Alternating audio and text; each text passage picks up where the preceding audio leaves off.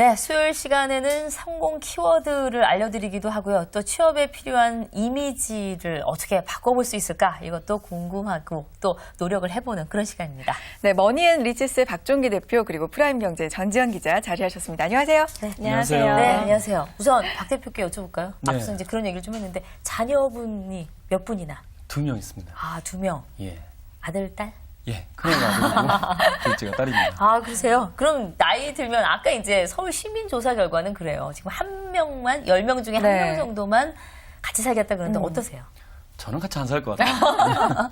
같이 안 살면 예. 따로 그냥. 아내랑 네. 좀 떨어져 갖고 사는 게 아, 그게 더 편하고 저희들도 편할 것 같습니다. 네. 다들 요즘에 이렇게 생각하시는 것 같아요. 그러니까요. 네. 고민도 안 하시고 바로 말씀하셨어요. 네. 따로 아, 살 그럼요. 거라고. 네.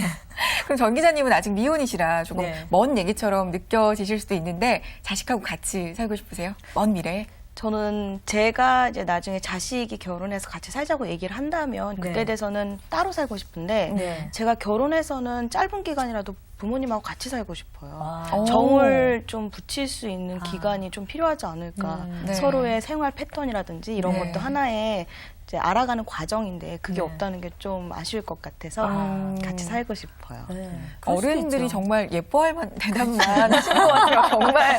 전화번호 다시 한번 알려드릴까요, 우리? 맞아요. 그러세요. 예. 그러면 이 조사 결과에 의하면 이제는 부모님들은 따로 살고 싶어 하고 그렇죠. 이 전 기자님 같은 분들은 또 같이 살고 싶어 하고 조금 역전되는 상황이 아닌가 싶은데요. 그렇기도 한데요. 네. 예. 근데 이제 혼자 사는데 실버타운에 살겠냐 이런 질문은 네. 어떻게 생각하세요? 저는 실버타운은 좀 좋지 아, 않은 별로. 것 같아요. 아. 왜냐하면 저도 이제 나이가 들었는데 네. 그것도 나이 든 사람끼리 이거 모여갖고 계속 있는 것도 좀 그렇고 네. 그냥 좀 북적한 좀 도시에서 네. 좀 이렇게 젊은 사람들과 같이 어울리면서 사는 게 더 낫지 않나 네. 그렇게 생각합니다. 맞아요. 선배님 생각도 궁금한데요. 아, 저는 실버타운 좀 비싸갖고 지금 있는 그렇죠. 가격으로 봐서 가격이 싸지지 않는 한 실버타운은 너무 비싸고요. 네. 거기다가 이제 아이들이 저한테 잘하면 따로 살 거고요. 잘 못하면 계속 데리고 살면서 괴롭힐 거예요. 너무 현명하신 못된 시어머니가. 그래서 이제 말씀하셨지만 네. 실버타운도 돈이 좀 많이 그렇죠. 필요하고요. 네. 여러 가지를 위해서 이 노후 대책이 필요한 것 같죠? 네, 그렇죠. 예, 그렇다면 지금부터 차근차근 돈을 좀 모으는 작업을 네. 해야 되는데 어떻게 하면 우리가 돈을 모을 수 있는지 본격적인 얘기를 들어보겠습니다. 네.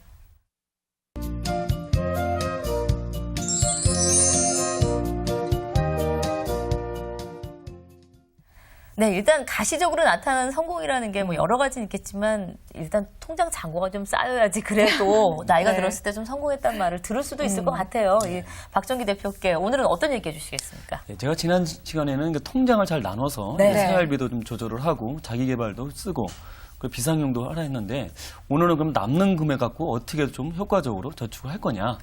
예, 여기서 대해서 좀 말씀드리겠습니다.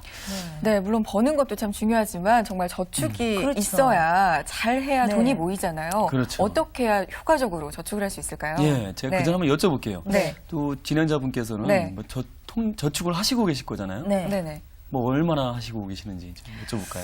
아, 저는요.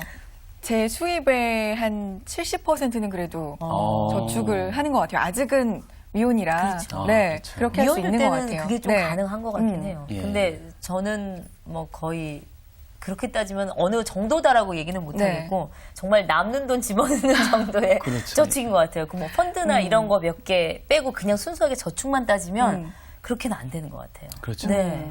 보통 사람들이 이렇게 저축을 한다 그러면 네. 제일 먼저 고민하는 게 은행을 갈지 적금을 들지 아니면 펀드를 할 거냐. 네. 여기서 고민하게 되고 또 하나는 이걸 3년으로 들까 5년으로 들까 네. 뭐 이런 식으로 고민을 많이 합니다. 그 이율 때문에도 고민이 그렇죠. 사실 되거든요. 예.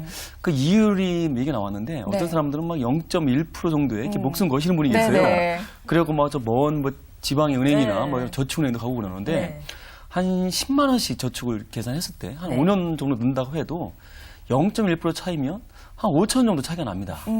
그러니까 뭐 이렇게 시간 소비한 거 네, 뭐 네. 차비 빼면 오히려 더 손해일 수 있으니까 네.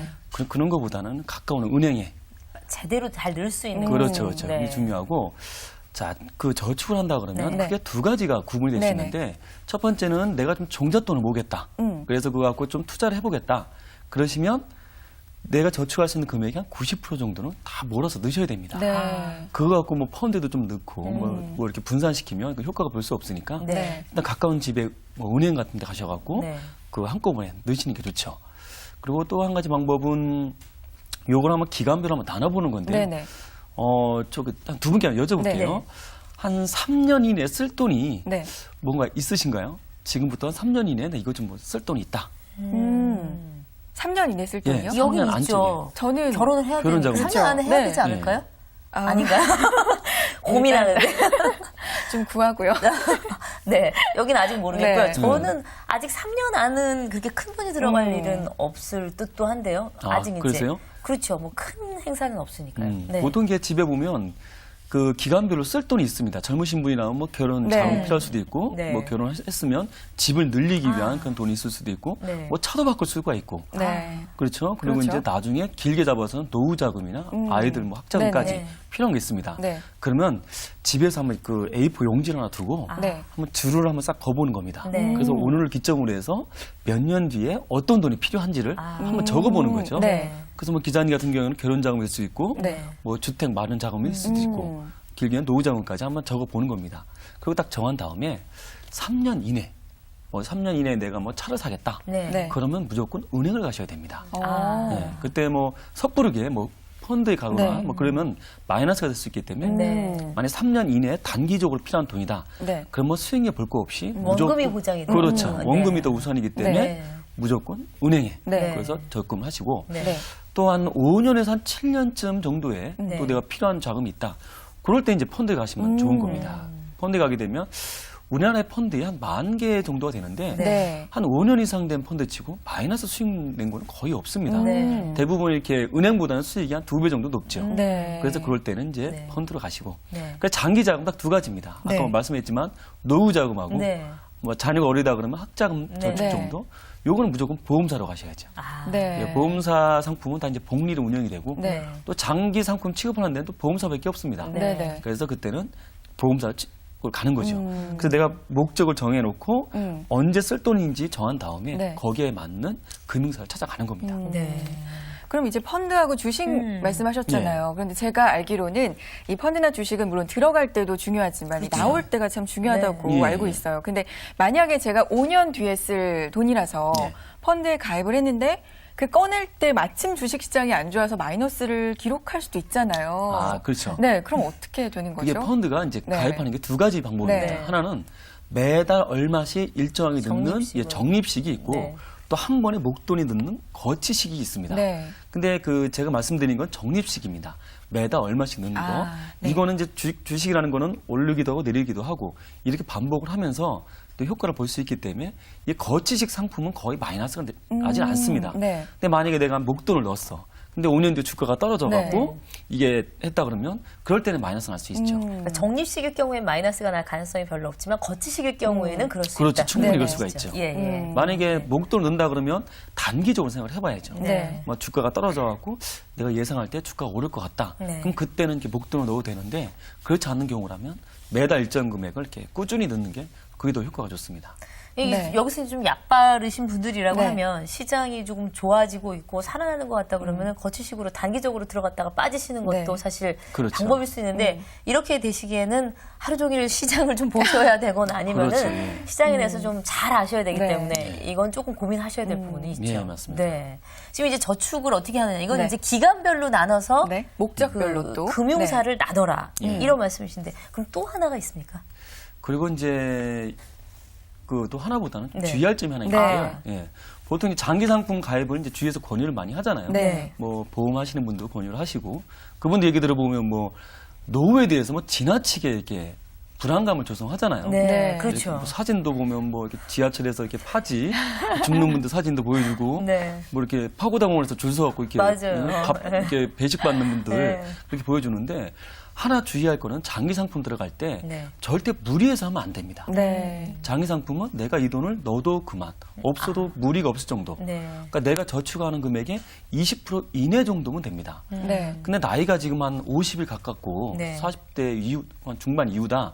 그러면 좀 많은 돈을 노후 준비해야겠지만 그렇지 않은 뭐 30대, 40대 초반의 주님들이라면 한 내가 저축의 20%를 갖다가 네. 안정선을 해야지.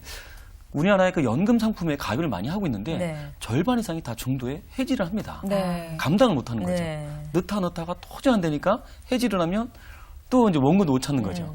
장기 상품 대부분은 그렇죠. 예, 10년 이내 찾으면 네. 원금도 손실을 갈 수 있기 때문에 항상 주의할 점은 항상 적정하게 네. 무리를 하지 말고. 네. 하지만 종잣돈 모으기 위해서 내가 악착같이 돈을 모으겠다. 이런 건 무리를 해도 됩니다. 아. 언제 깨더라도 뭐 이거는 손해 나는 게 아니기 때문에 네. 내 장기 상품은 절대 무리하지 않는 선에서 네. 하는 게 중요하다.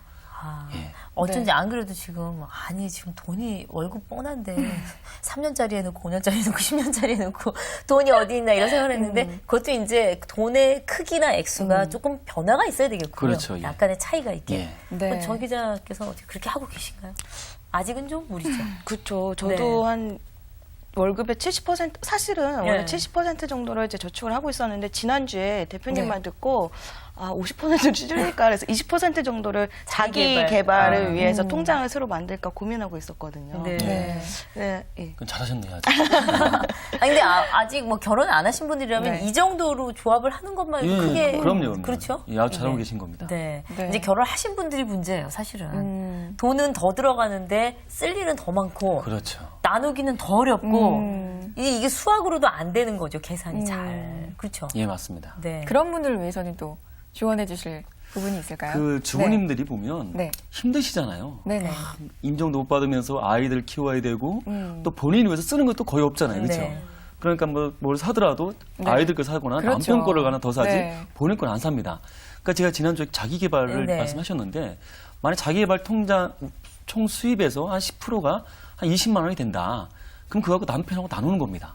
남편 10만 원 마음대로 쓰고 네. 10만 원 나를 위해서 쓰는 겁니다. 네. 그 주부님들이 나를 위해서 맛있는 것도 먹을 수가 있고 네. 옷도 하나 사 입을 수 있고 이것도 얼마든지 자기 개발 될 수가 있죠. 네.